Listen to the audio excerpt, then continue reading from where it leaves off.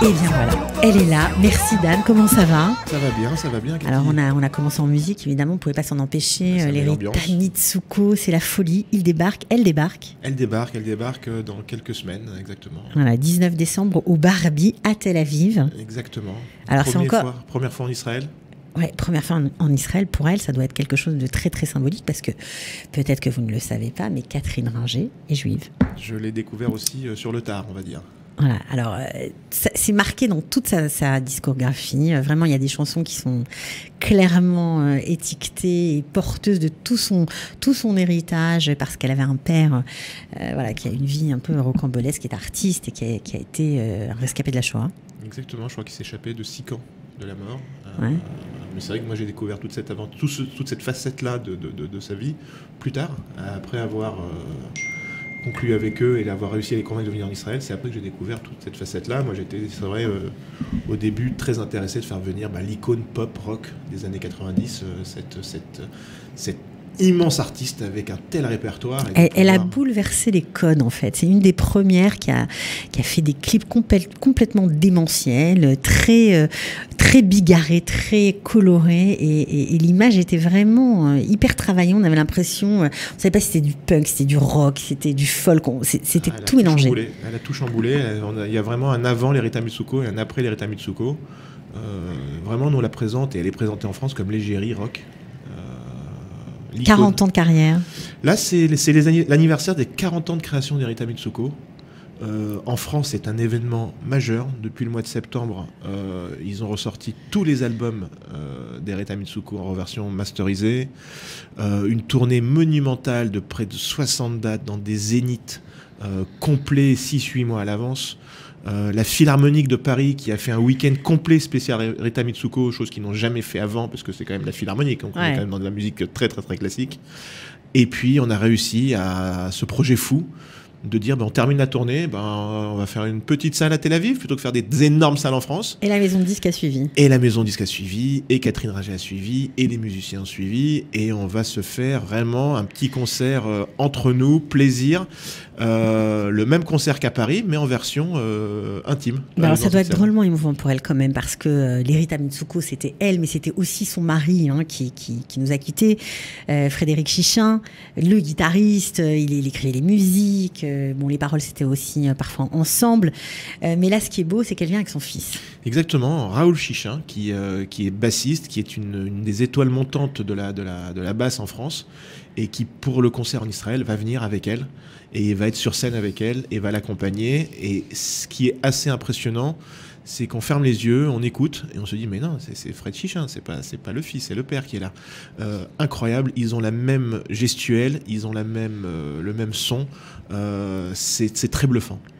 Alors, c'est très bluffant, et puis cette salle où tu as organisé ce concert, c'est pas anodin non plus, parce que là aussi, c'est une salle mythique à Tel Aviv, où tous les groupes un peu branchés se produisent. Je vais être très honnête avec vous, Cathy, ça fait depuis mon alias, ça fait 4 ans que je vais assez régulièrement voir des concerts au Barbie, qui est pour moi ma salle préférée en Israël.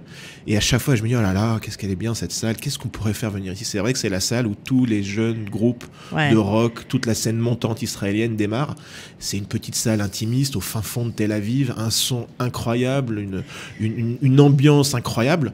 Et à chaque fois, je me dis, mais j'adorais. Et puis quand j'ai eu l'opportunité folle de pouvoir faire venir Catherine Ringer, je me suis dit, mais c'est exactement la salle qu'il faut. On va revenir 40 ans en arrière, on va se remettre dans les conditions du démarrage des Rita Mitsuko, où ils faisaient des petites salles, type New Morning à Paris.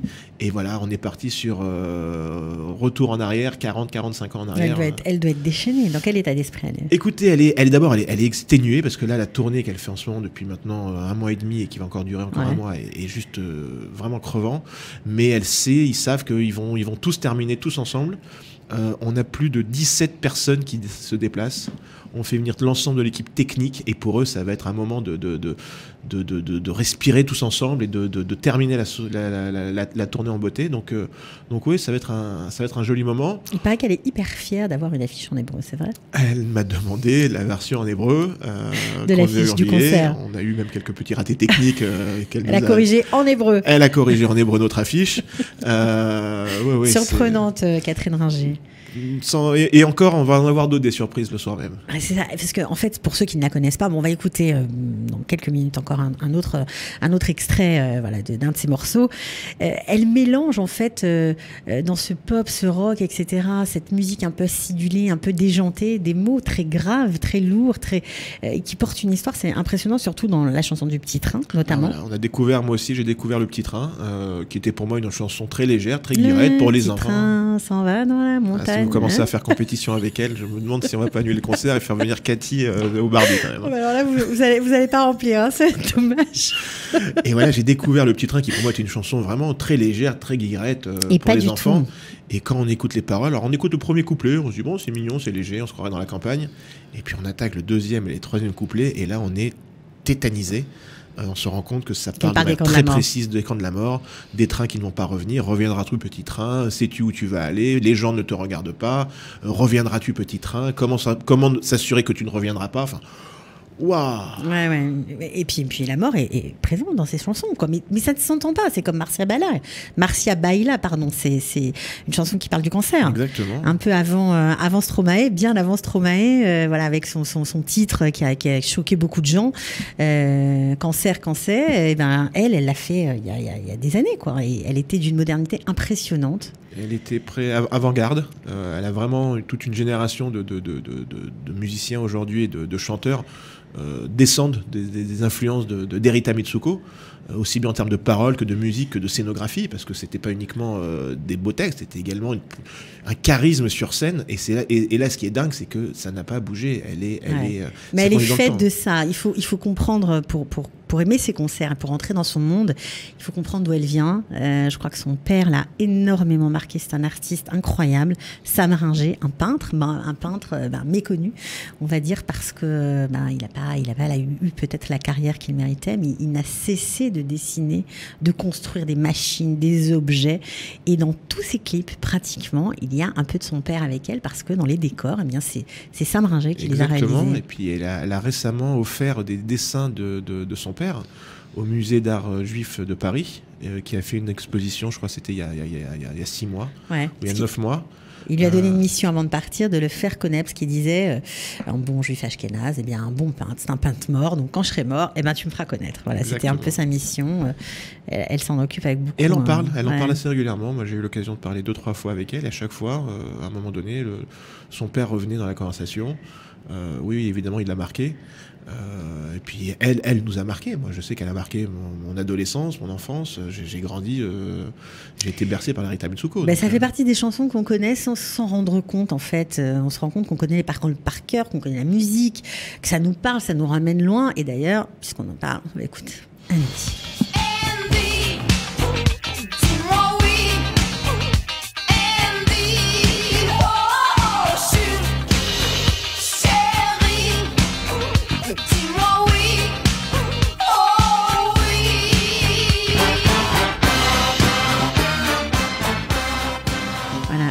Aussi, elle va le chanter. Elle va tout... Alors on va vraiment, alors là pour le coup, on est parti pour plus de 2 heures de concert. On a rajouté des titres. Elle a joué le jeu. On va avoir l'ensemble du spectacle qui est en tournée en France et quelques exclus pour nous en Israël. Donc oui, l'ensemble de. Elle va peut-être chanter en hébreu. Non, elle est capable de faire ça. Je sais pas. Elle est capable. Je sais pas. Elle a chanté en yiddish déjà. Je sais pas. Bon, écoutez, si vous aimez le yiddish, si vous aimez l'hébreu, si vous aimez les fous, parce qu'elle est un peu dingue quand même, Catherine Ringer. Non, elle n'est pas dingue. Non, mais si, elle est déjantée. Elle est folle dingue, elle est déjantée, elle est tout ce que tu veux. Voilà, c'était un couple mythique, un couple à la scène, à la ville. On espère qu'il y aura plein de alors un bel vraiment. hommage, je sais pas si elle le fait sur toutes les dates de tournée, j'ai pu la voir son plus de 2 mari. fois. Elle fait un bel hommage à Fred Chichin, son mari. Je pense qu'elle le refera ici. C'est quelque chose qui est très fort, très symbolique et très très beau. Mais j'en dis pas plus, faudrait être dans la salle pour le voir. Bon, allez, au Barbie, tous, rendez-vous le 19 décembre. Est-ce que vous remboursez si l'ambiance n'est pas bonne, Dan ? Oui, on double le remboursement, tellement on est tranquille, tellement on est serein, tellement on sait que les gens vont prendre du plaisir. Si ça bouge pas et si on s'endort, c'est pas bon. Ça va pas arriver. On double les remboursements. Ouais. On est super tranquille là-dessus. Super tranquille. Rendez-vous le 19 décembre. À quelle heure? C'est à 21h. Et on prend les places, bien sûr, sur livestage.show. Exactement. Ou même par téléphone. On a un standard téléphonique en français au 03 966 41 08. Voilà, vous savez tout. Merci, Dan. Avec plaisir. On se retrouve bientôt pour une prochaine émission. Et on termine en musique, bien sûr. Ciao. À très vite. Sortez, respirez, c'est le Quality Time.